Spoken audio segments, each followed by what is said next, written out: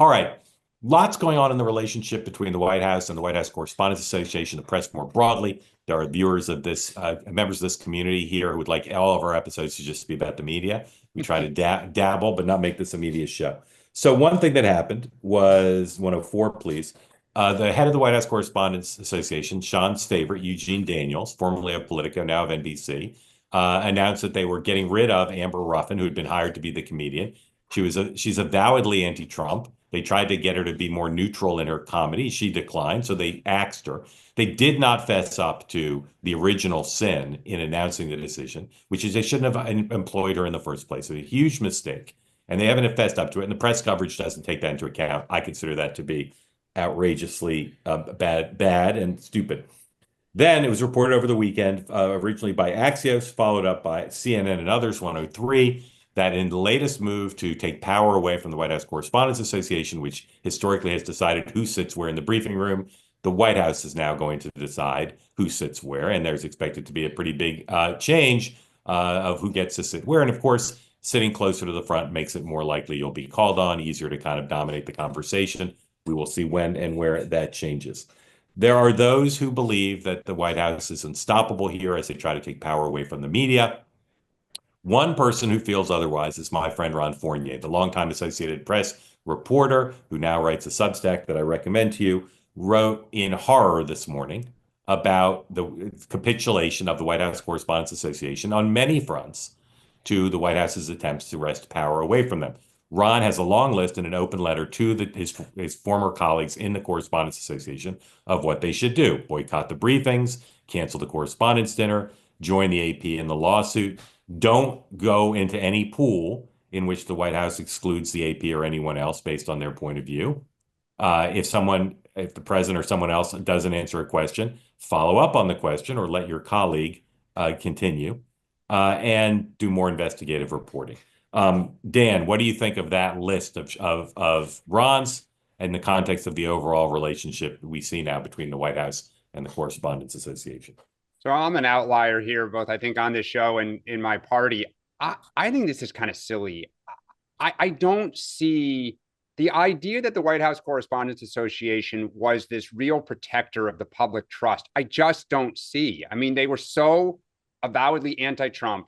They were so protective of Joe Biden that it's hard to look at the last 10 years or even the last, 20 or 30 years and say that they were kind of neutral, umpires who called balls and strikes on both parties. And therefore, the public should have trust that they were operating well in its, to its benefit.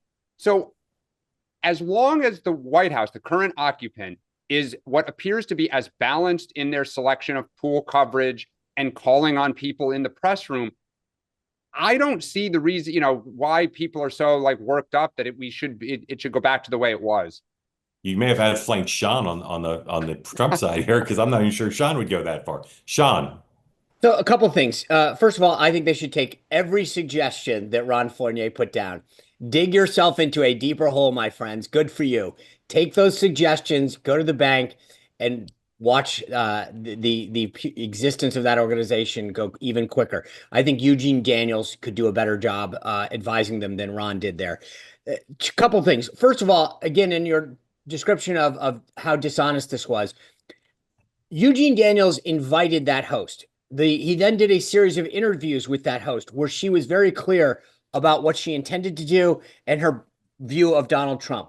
She then did another video. This is what kind of resurfaced this, where she literally talks about her hatred of Trump and that when people say, oh, you should kind of go after both sides, she says, no way. So their reaction wasn't some come to Jesus where they said, wow, this was a really bad decision. It was a new video that the quote unquote comedian was doing. And Taylor Budowich, who's the deputy chief of staff that oversees all of this, called it out and said, well done, folks. This is who you want people to come see. By the way, this comedian will still get paid because I guarantee her contract says, unless I do something, whatever, I'm going to get paid. So if you attend that dinner and pay the thousands of dollars per seat, you are guilty. No Republican that walks in the door in there can claim any kind of media bias concerns ever again. If you attend the dinner, you are complicit. With respect to the room itself, this idea of us versus them, It is a taxpayer financed room. This is not their room. The idea that they put their little nameplates on You don't these mean the dinner, you mean the briefing room, just to be correct. clear. When I said the room, it's with respect to the briefing room, it is not theirs. This idea that they believe that they own the room is absurd on its face.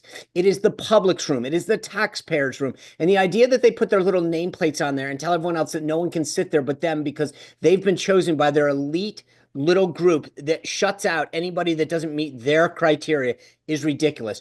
I believe, in fact, I've urged the White House, they should go to open seating. Let anybody sit where they want, like big boys and girls at any normal event. You want to get there early to get a question? You do what every normal person does. You show up early, you claim the seat, and you sit there. But the House of Representatives doesn't even have assigned seating. Why should you guys get it? This is insane. This is a good move for democracy.